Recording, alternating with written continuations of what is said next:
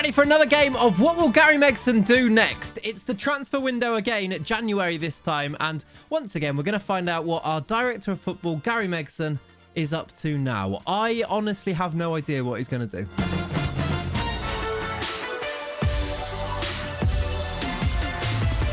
Hello and welcome back to the Southampton Save, the DOF youth only Southampton Save, and yes, that title is very, very long. However, we're having a lot of fun with this save, and I hope you're all very, very well, and thank you for returning once again. If you're new here, I'm just going to say it straight out at the start of today's episode. If you're new here and you've not subscribed to the channel, think about subscribing. We've set a very lofty goal to hit 30,000 before FM23. I think that might be impossible, but, you know, prove me wrong. Prove me wrong. Today, we're back in a transfer window here at Southampton. In fact, let's jump into the game, because where we left off was around about this game here against Leicester. That was the last game. If you remember, we didn't go up to the January window in the last episode, much to the annoyance of this guy. Today, even this guy could be happy because we have gone to January. As you can see, in fact, that's even a lie. It's the 31st of December, so maybe I'm like, we are going to go to January. I've played a whole load of games. I'm going to show you some of those results. I'm going to tell you how the season has gone. It hasn't gone title chargy, which was the energy a couple of episodes ago.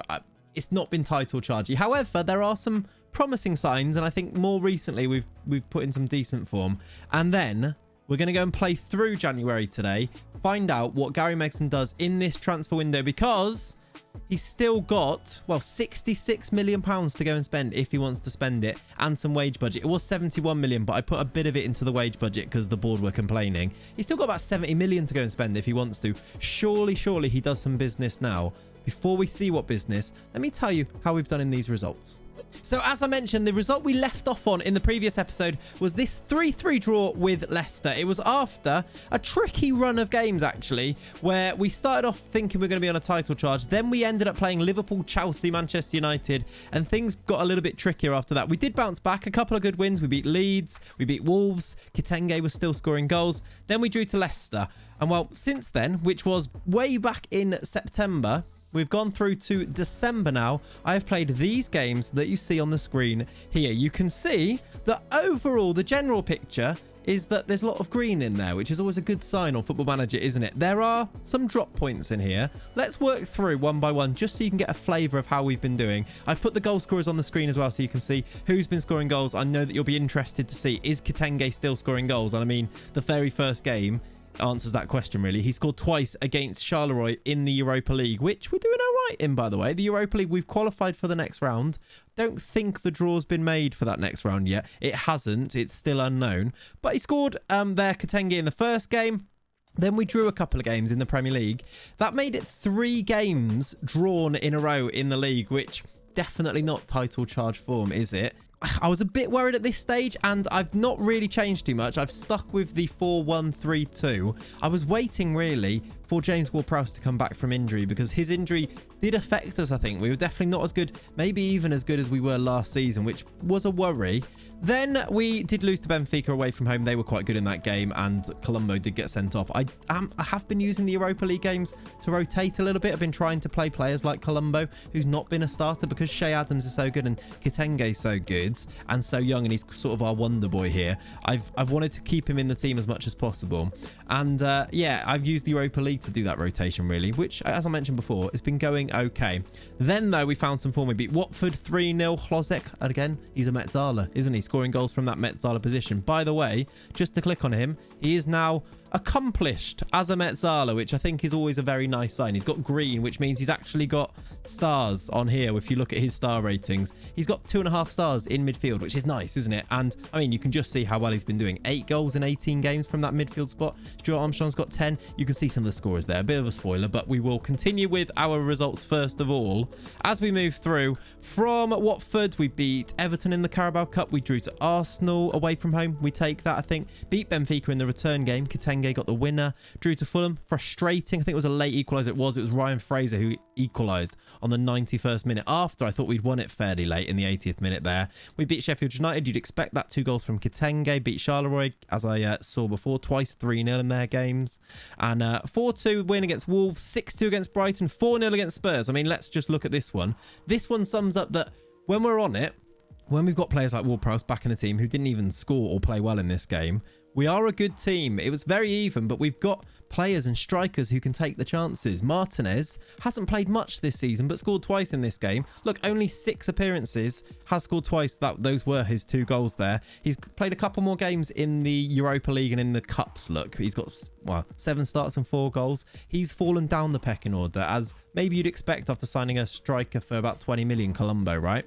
And then 3-0 against Galatasaray, the final game in the group. We drew to Villa 0-0, disappointing. Then we went out of the Carabao Cup. There will be no Carabao Cup run this season. Kitenge did score, though.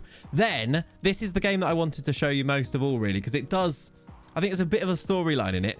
One, because we beat Manchester City away from home, which is outrageous anyway. We played brilliantly. I even played Klozek as a striker here, which it was just something we had to do. He scored twice as well, so maybe I should do this a bit more. I can't remember the reason exactly. I think it was Kitenge was tired. Did we play a Europa League game before this one? Oh, yeah, we played the Cup game before that and Kitenge started. So I did have to rotate him. Klozek as a striker. Pretty good. A useful thing to be able to use. I did bring Kitenge back in for the last league game, though, which was against Bournemouth, and we won it 3-0. He scored in that game. I will just show you quickly before we move through, because I want to get into January. That's going to be the main part of today's video. I want to show you some of the stats on here, look, to see who's been playing the most games. You can see that Livramento's played the majority. Badiashile and Cake in midfield. In defence. Forster in goal. I showed you the midfield before with Ward-Prowse coming back in. Kitenge's got 17 goals in 21 games. A lot of these are in the cup competitions, I will say. 7 in 13 in the league. 17 in 21, though, in the cup. I mean, what a player. What a guy. We love him. He's developing as well. If you have a look at all of these lovely up arrows, look, turning into a really decent player. I am thinking he's got 3 years left. I do kind of want to give him a new contract already, just to ward off any interest. He's not being linked with a loan away from the club at the moment, though, which is what we were worried about before, wasn't it? So far, and I know we're not into the window yet, but so far, all good. In terms of players being linked, Shea Adams is linked with West Ham.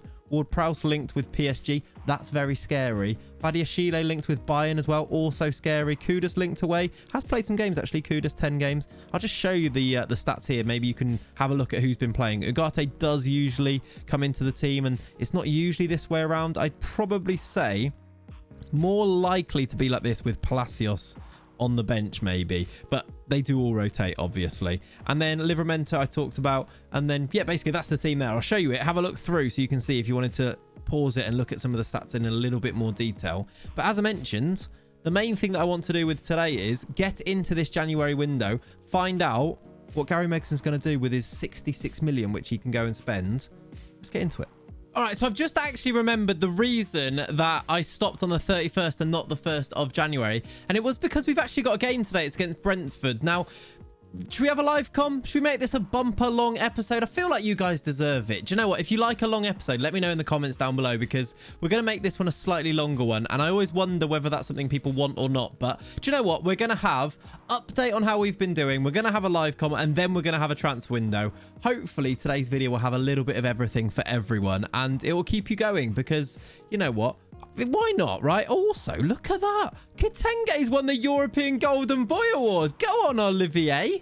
What a man. To be fair to him, he's got 24 goals in 31 games. He is so good. He's actually being recognised on a European stage as well there. European Golden Boy, Olivier Kitenge. Now, that does scare me that PSG are going to come calling, though. Let's just pray that PSG don't come around and take him. Also, I was just thinking as well, I loved all the comments last episode, by the way. Let's pray that Gary Megson has fixed his phone for this January transfer window. But before we get into that, let's go and play a game. We've got Brentford. We're playing them at home. I'm fairly confident. By the way, the window is now open. Badiashile linked with Bayern is the big thing that's popped up there. They actually can say that we can change. Should we give him more money by saying we're going to qualify? Maybe that's... I don't want to put pressure on, but we could get an extra 10 million by saying we'd qualify for the Europa League through the... I'm going to say it. Do you know what? Roll the dice. If we get sacked, it's the end of the series. So let's roll the dice. I've just got us an extra 10 million to spend in the market by saying we're going to qualify for the Europa League. Surely, right? We're on a title charge. That's something we have to do. There's some of the work permit issues that we've got, by the way, because Gary Megson for some reason, signs a load of players who don't have work permits. Dedic is improving. Let's get ourselves then ready to pick this team, and we'll get into this game with Brentford. So the team is going to look like this then. I've picked it. It is pretty much what I just showed you, actually, with Ugarte back in the team. Ward-Prowse ahead of him. We're going to go with Adam Plozek as the Metzala. Adams and Kitenge starting up front. Ridvan comes in for Livramento, who has picked up an injury. He's going to be out between 9 days and 3 weeks. It's a groin strain. Saliso's also out injured at the moment, although he's not a starter but has played 5 games. The fact that he's not a starter shows how strong we are now in defense as well. Keiki has been really kicking on as a defender too. I really like him. His performances have been really good. I mean, the whole squad has been performing well, actually. If you have a look at the average ratings, it's just Ugarte who doesn't have a green average rating for the season. So hopefully he can improve on that and make that a thing today. I've submitted the team. Let's get ourselves into a live com. First live com in what, maybe 2 or 3 episodes? So do you know what? I think it's the right decision to do this today. There is the Brentford team. Paulinho on the bench. Is that the former Bayer Leverkusen one? Ross Barkley is also on the Brentford bench there, which I don't know why I've pointed him out. Probably because now he's going to score is what I'm worried about. We are at home though. We are in our lovely red kit. Keep an eye out for Olivier Kitenge up front. Hopefully he can go and score another live com goal. We are one of the later kickoffs. Or no, these are at the same time, aren't they? No, they've all finished. That's true. We are a later kickoff. First 15 minutes. It's looking like that live com we did where it was really bad and nothing happened. 22 minutes. No highlight. I'm going to check. Have we got highlights on? Yeah, we do have highlights on. We just haven't had any yet in the first half an hour. We've been the better team though. 5 shots for us. 1 for Brentford. We've hit the target once. There's been 1 shot that has hit the target in the... I mean, it's going to be a quick live com at least. Maybe I was lying when I said it was going to be a long episode because that was poor. 1 shot on target in the first half, and I've told them basically it was fine. Go out and do it again.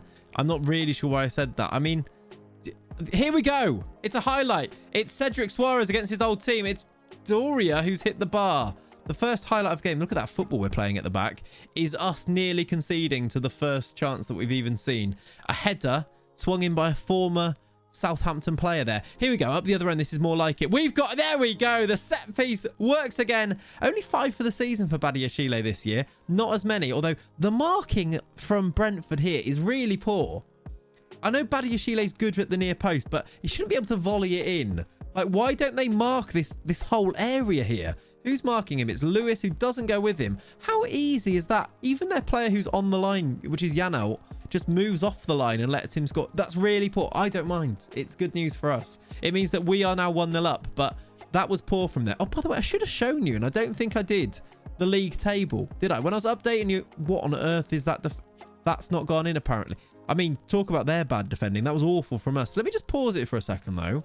Look at how... I didn't even show you this. This is where we currently are in the table. We are up to 3rd if we win this game. However, before this, I think we're about 5th in the league table. Although this would be a really big win. We are not going to win the league because Liverpool are insane this year. They've got 51 points from 20 games. They're already 9 points clear of Chelsea in 2nd. We would go 3rd, though, if we win this game. Let's make sure we do win that game. Maybe do some substitutions. We've got a couple of tired players. Do you know what? Poor performance from Shea Adams. I'm going to bring on Colombo up front. He's left-footed, right? He is... Yeah, he is. Okay, good. Just checking that. Let's put him on the left and... Let's do Stuart Armstrong as well for Palacios. 2 good players to bring on, I think, there, actually. 15 or so to play. Let's see this one through. 10 to play. We're going to be okay, I think. Just nothing silly. They missed that good chance, did they, from Yano, who hit the bar. They just let us score from a set piece. It's not been a classic, this. But with about a minute and a half to go, I'm going to do Klozek off for Johnny. Johnny comes on. Johnny on the spot. And there's a highlight, which is at our end. We should be okay. Badiashile. Oh, he scored. It's gone in. It's a brace from Badiashile. It's, again, not great defending. It's not great goalkeeping either from Brentford. And we've put the icing. It's the cherry on the icing on the cake is what that is, as Raya kind of spills it into the back of the net. It's going to be a 2-0 win. Not a classic, I think is what we can say. Certainly not a classic. However, we take it. It does mean that this is the current situation. We go 3rd above Manchester United. City can peg us back if they win their game.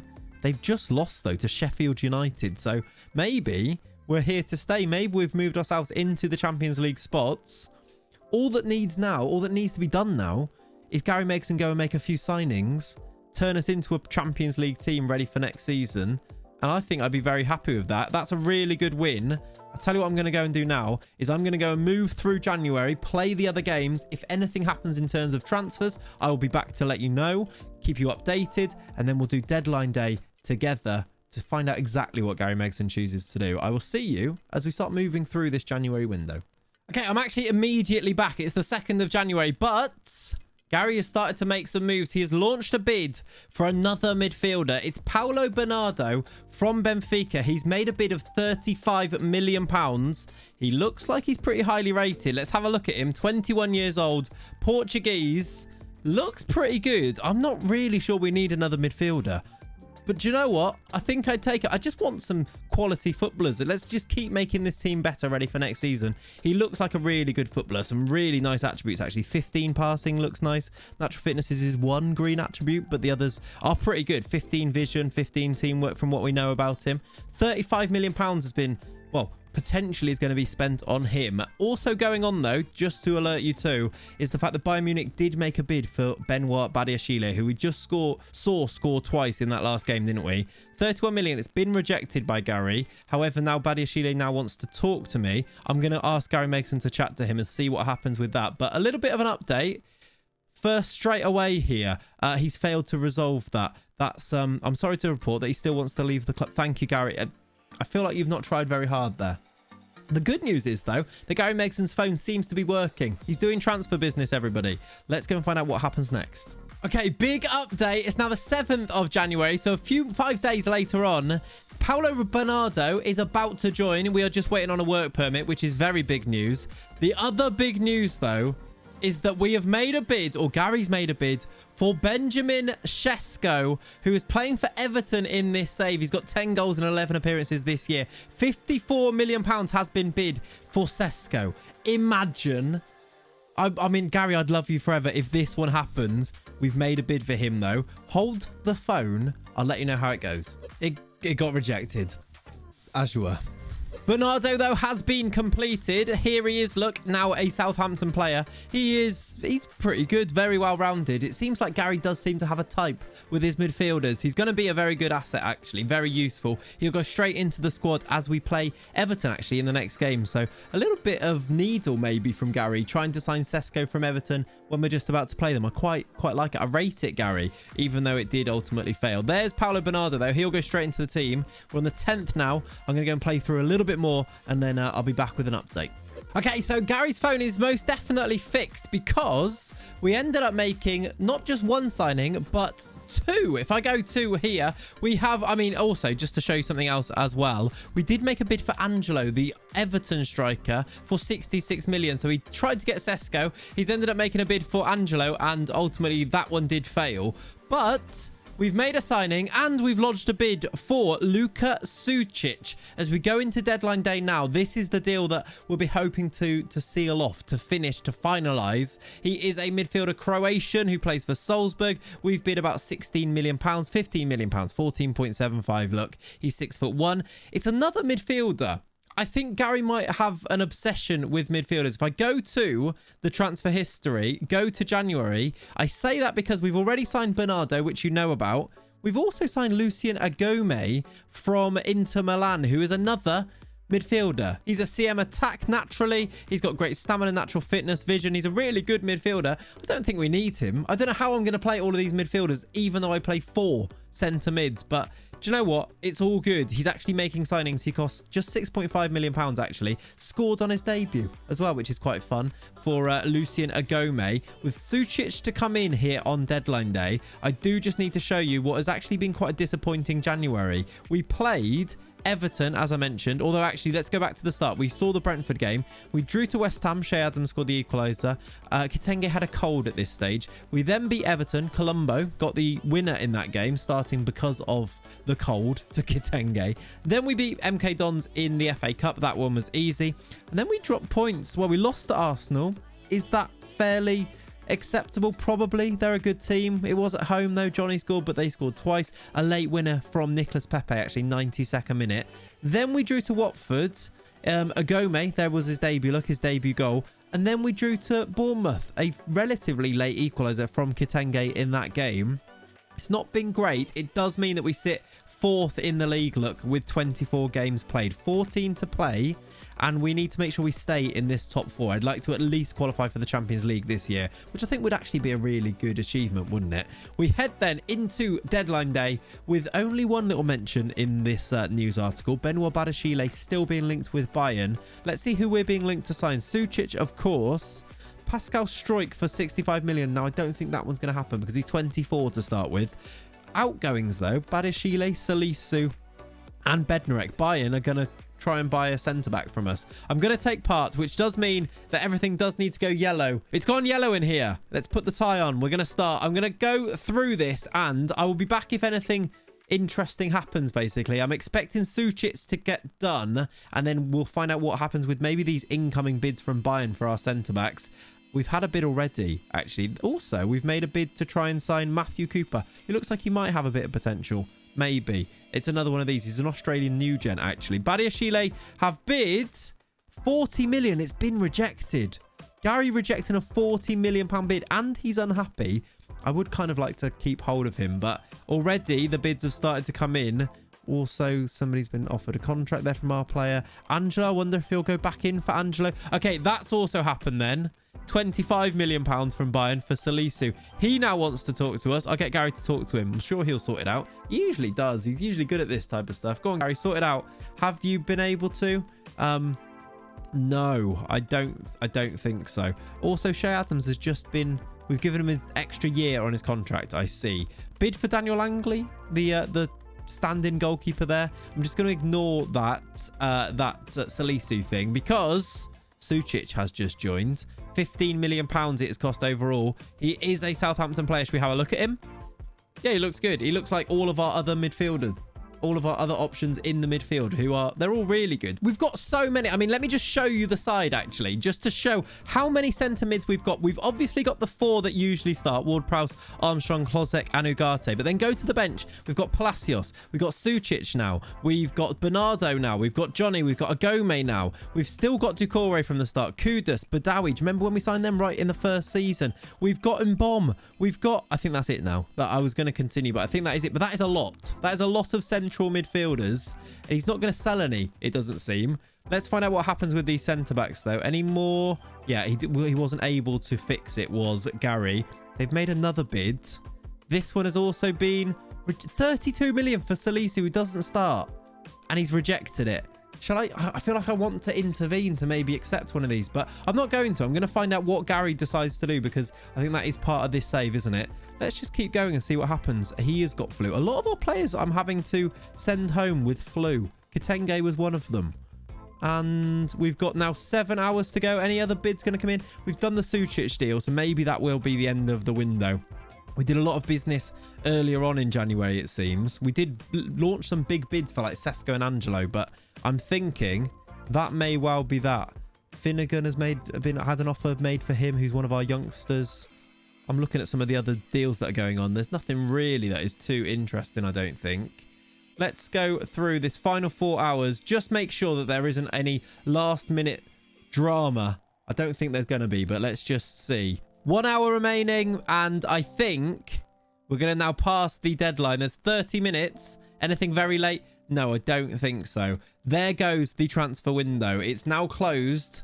The business that we did then, just to sum it up, was Paulo Bernardo to start with, Lucien Agome, 2 midfielders, Lucas Smith, who is a youngster that we just need to avoid, even though he's actually 6'5", which is I quite like. He's a goalkeeper. And then finally, Lucas Sucic. So in terms of players that he's gone to sign, he signed 3 centre mids for the first team. That is maybe too many, Gary. Maybe we could have done with, I don't know, a goalkeeper to replace Fraser Forster. That would have been nice. Anyway, Gary doing Gary things is the comment you can leave if you've made it to the end of today's video in those comments down below. Thank you so much for watching today. We will be back in the next one of these episodes when we've gone to the end of this season. We will find out whether we can finish in these Champions League spots, and we'll go into that summer window as we go into, what is it, season number 4 after this. Hopefully we'll have a good live com to come back to as well that shows, you know, there'll be something interesting happening. Maybe the Europa League, maybe Europa League final. That'd be cool, wouldn't it? I'll see you then, though. Thank you so much for watching today and getting to the end of what is going to be a bumper episode. Thank you so much for all of your support. Subscribe to the channel if you haven't done so already. Like the video too. Leave me those comments down below. Gary doing Gary things, and I'll see you next time. Have a lovely rest of your day. Bye-bye.